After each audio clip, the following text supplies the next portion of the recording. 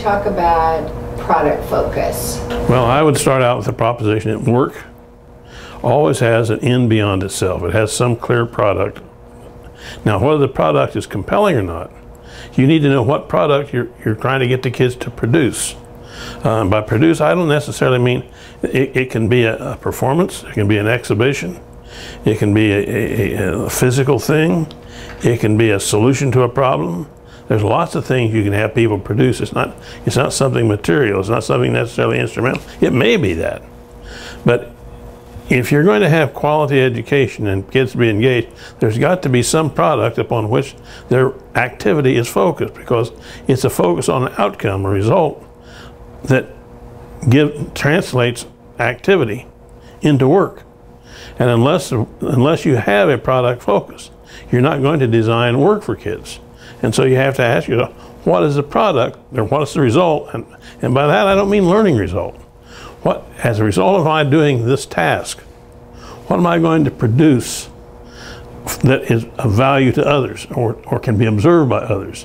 It's not just my, or if it's just entertainment, that's fine. That's an outcome, but it's no longer work, it's play. If I'm a teacher and I'm thinking about my hoop, when would I identify product focus as important to my kids? It's always important. But the issue is always important, but it may not be important to your kids.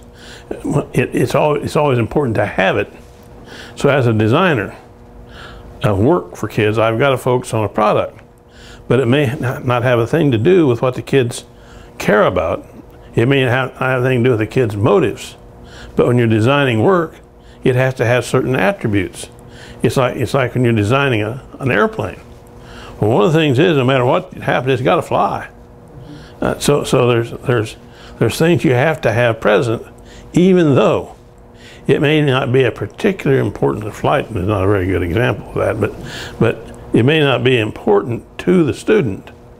Indeed, you may be wanting them to get attracted to the product, and so you have them work on a product about which they do not care but do not think about. Then the product is a source of motivation. That's what often happens. We get fascinated with a product. Let me give you an example. Writing an essay. For people who like to write, writing an essay presents an opportunity to do something you want to do. That's a product I'd like to participate in. But I may need to learn how to write an essay even though I don't like to do it. So so don't start out with the assumption that the product is a motivator, but you have to have a product focus.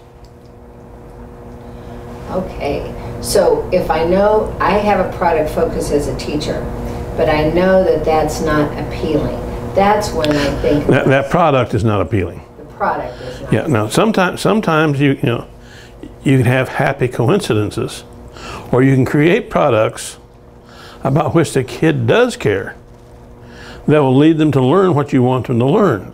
And it's much easier if you can have a product. If your end is not to get the kid to appreciate the product, but your end is to use product as a motivator, then you got to attend to the kids. What kind of products will motivate this child? That's a different question. And what kind of a product do I need to get them to learn what I need them to learn? Sometimes you can bring those two things together, but sometimes you can't. And when you can't, you don't. There's an old saying: if it don't fit, don't force it. And that's